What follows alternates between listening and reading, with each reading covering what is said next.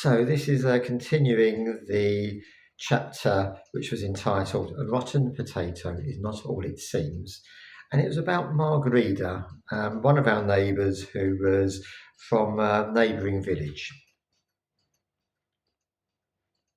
It was Chicken John who had introduced Stephen and me to the Portuguese woman from our closest neighbouring town, Ervilha.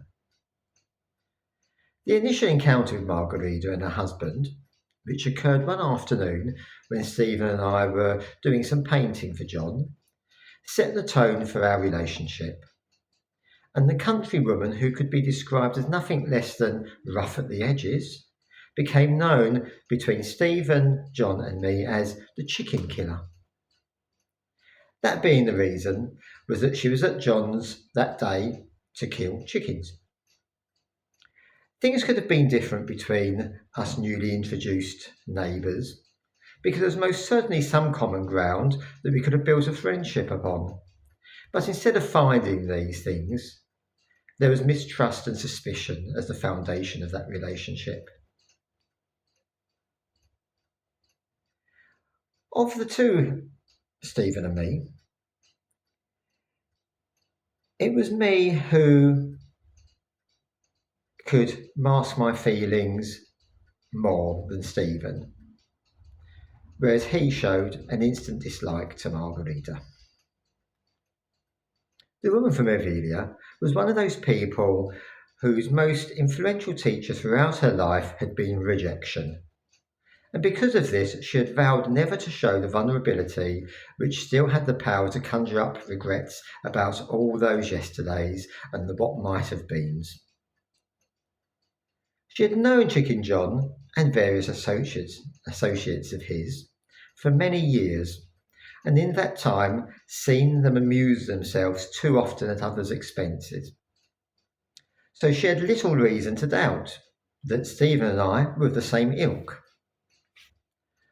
Armed as always with a sharp tongue, she saw the knowledge that us two Englishmen were gay was a gift for her defence, and took no time in trying to belittle us and garner laughs before we could join forces with John against her. My gut feeling about Margarita was more measured than Stephen's. All too aware of how his behaviour could sometimes be misconstrued, and mine as well, and that actions in my past would be difficult to defend, I was the type of person who tried to give everyone the benefit of the doubt. But concerning Margarita, it was difficult to deny that there was something about her I did not like. As Stephen and I formed ideas about Margarita, so too did she form ideas about us. She began with the simple fact that we were outsiders, with no family ties in a country very much bound by heredity. She judged that our clumsiness with the language kept us isolated, and that the wealth which always accompanied foreigners into Portugal was another barrier to us becoming embraced by the poor rural environment that she was very much part of herself. And she could not help returning to the circumstances and the situation and the truth of Stephen and I being gay in a traditionally Catholic country. Looking at us two individuals, she understood that Stephen was someone who she would not be able to manipulate very easily. But I was less of a problem. With my over-the-top need to be liked, and sometimes ingratiating manner, it would be easy to play me, and she would be sure to bear this in mind. The salvos of memories came thicker and faster where I sat in that English chapel in Ilfracombe, clear images and feelings washing away muddled thought. The Portuguese woman had misread me, believing that the smile on my face and my kind eyes meant that I did not understand unhappiness and anger. Margarita saw my attempt at friendliness as a weakness, and she misinterpreted my gentle demeanour as a sign that I would not be able to fight. but I could fight if I wanted to and needed to. When the Portuguese woman became the owner of a house in Potato, and she gloatingly informed me that she was now my neighbour, she had been quite unprepared for what followed. Stephen and I were horrified, and worse than this, we felt betrayed. Just the day before the encounter with Margarita, when she told us she'd bought the place above us, the one that looked down on our veranda, Stephen and I had been with Chicken John at his house, where over mugs of tea we had enjoyed that day, conversation had turned to finances. We had recently discovered, through our English friend Mary, that John's health was deteriorating.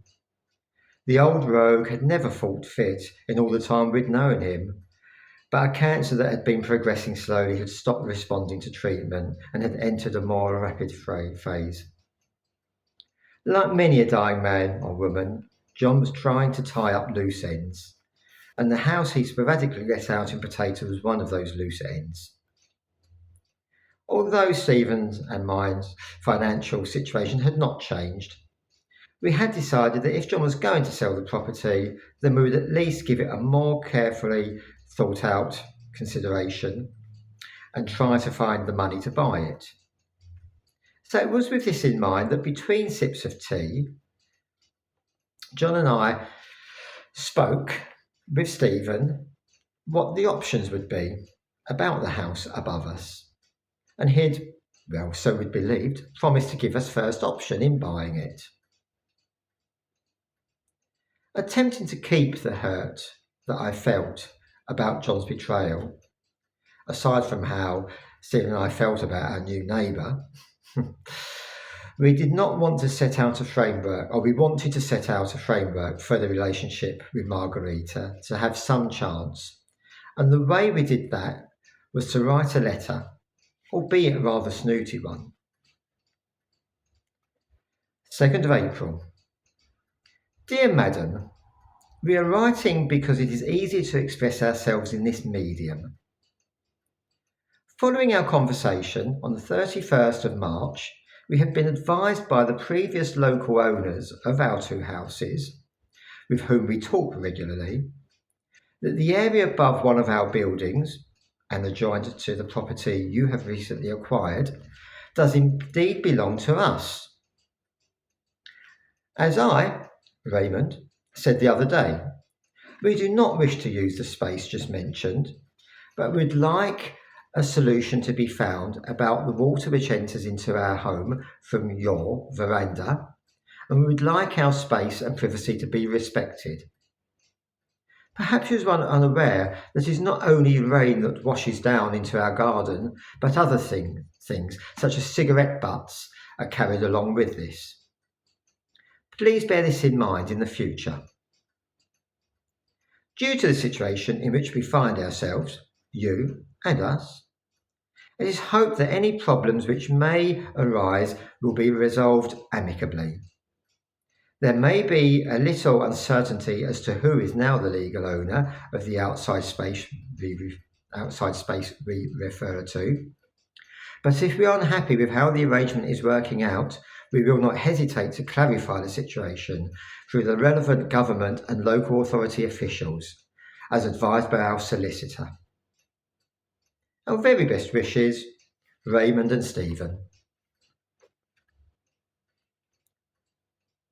That letter was actually written in Portuguese, which is why it was easier to write it down than try to say that to the woman face to face. It was not too difficult to imagine that the letter from us, which was pinned to Margarita's front door, would prickle the woman. But what could she do? The whitewashed walls of St. Nicholas's came into focus once more, and reminded me of the home Stephen and I had made in Portugal. The ease with which we conversed in Portuguese had crept up on us, and all too often it was given little thought until a friend remarked upon it. In a similar way to how Stephen and I tended to ignore just how much we had achieved, being very much aware of our limitations, So too did Margarita underestimate how much her new neighbours had accomplished to become part of village life.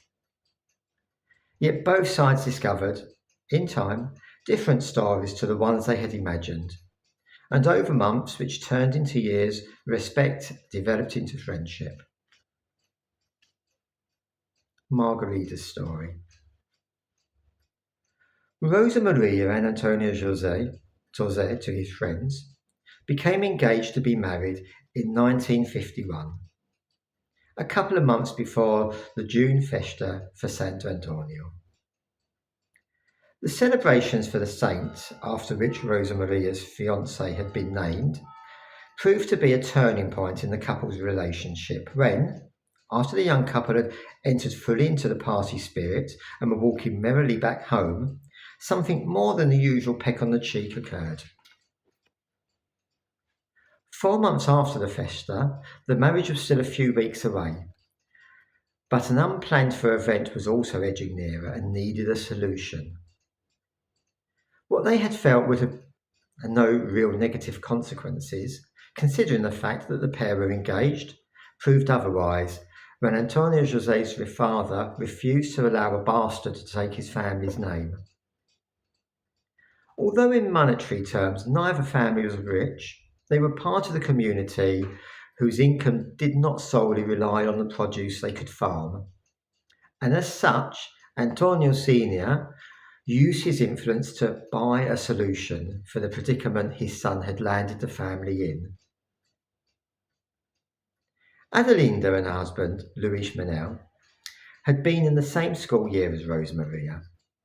They had not been friends with the girl, who always went to classes well turned out and with a full belly, owing to the fact that Rosa's father was the local baker.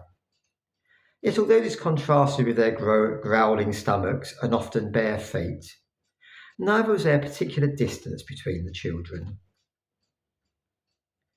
During the years following the three's rudimentary schooling, Adelinda and Rosa Maria saw each other regularly.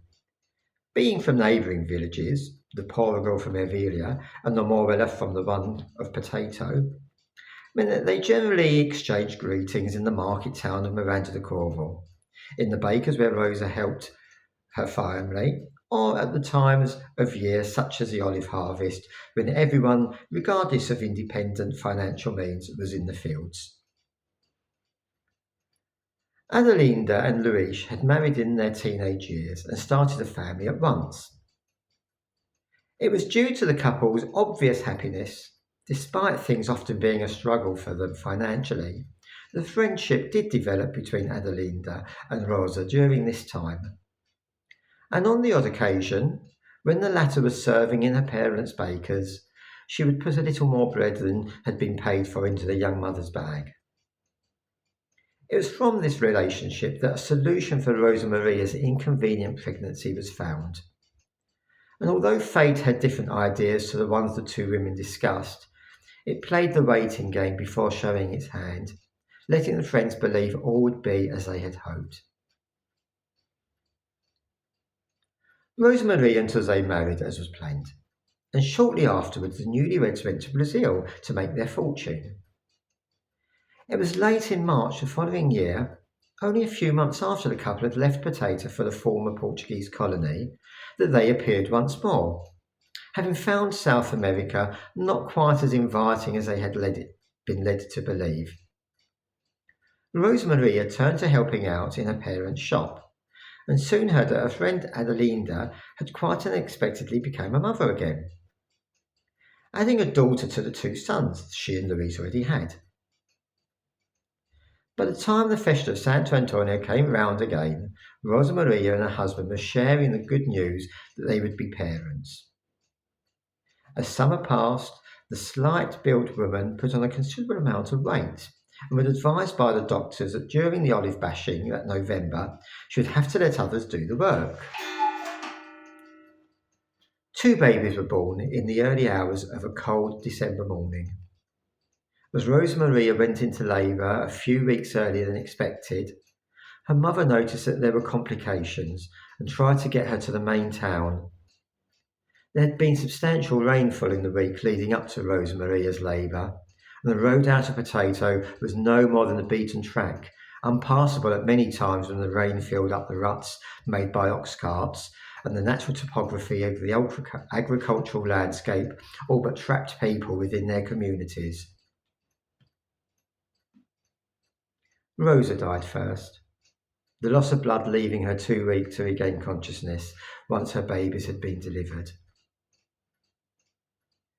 The newborns fought for their lives to the background murmur of prayers from many of the neighbours, none more earnest and mournful than those spoken by Adelinda, who had made her way to her friend's bedside earlier in the day. Despite all efforts to keep the twins alive long enough for there to be a break in the weather, the winter cold showed no mercy, and the babies were unequipped for the world away from a mother's warmth. 5 years passed, and Antonio José remarried. Grassa Constanza was a little younger than her husband, and she had known José all her life. Their love was not born out of mutual passion, but out of friendship. And although Grassa had loved her neighbour for several years, she never tried to fill the part in José's heart that Rosa Maria had inhabited. Yet it was because of Grassa's unassuming presence, kind nature and acceptance as far as her husband's feelings for his first wife were concerned, that José did find a part of his heart taken by his new companion. Until this second marriage, José had been living in the house which had been a part of Rosa Maria's dowry. When he and Grassa married, as a mark of respect to her, they moved into an old house which had belonged to a great uncle.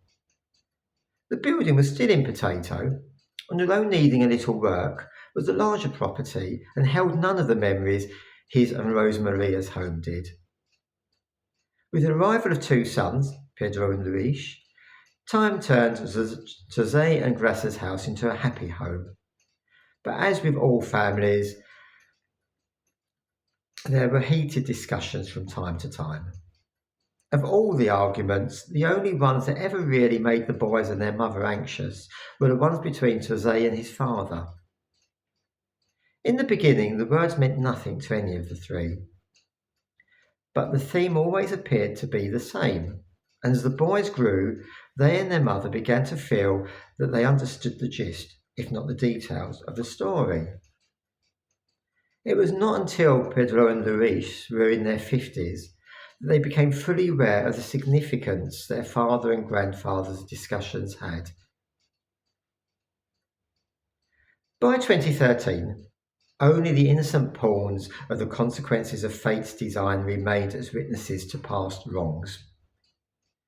Luis Manel from the village of Ervilha had died more than 3 decades previously in an accident that occurred while he was clearing some of the land he owned so that his daughter Margarita and her husband could build their own home upon it. Antonio José Sr. and his wife had died within weeks of each other from pneumonia in the winter of 1988, while his son José passed away in 2010, followed within months by Grassa. The last of the older generation to pass on, and therefore leave a clean slate in place of the guilt, embarrassment and regrets, was Adelinda. And in saying her goodbyes, she confessed the part she had played in the direction her daughter's life had been pushed.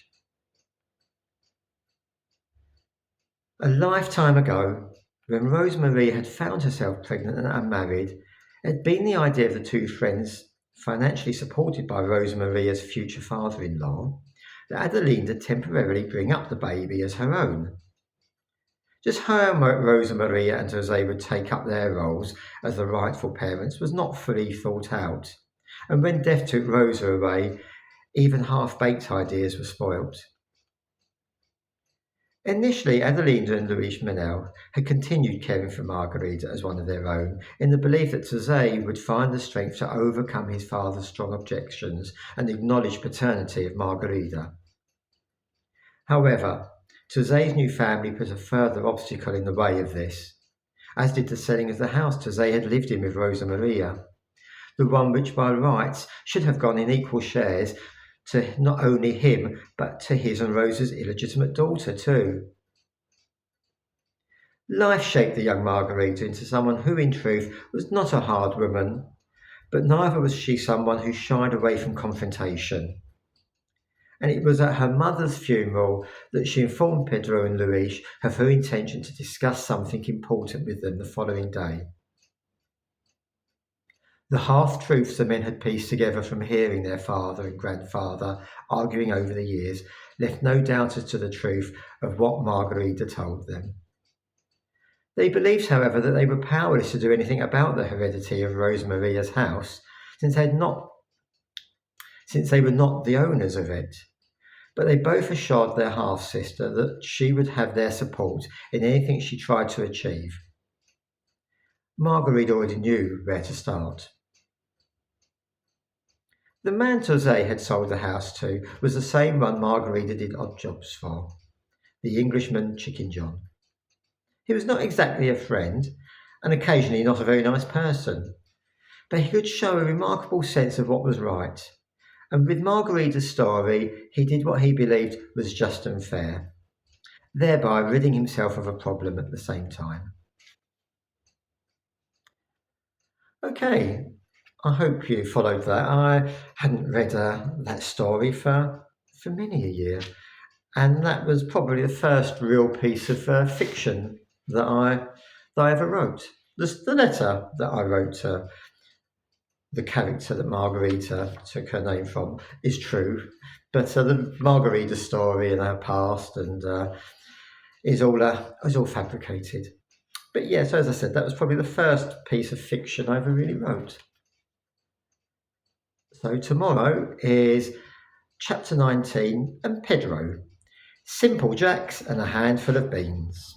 Okay, till logo.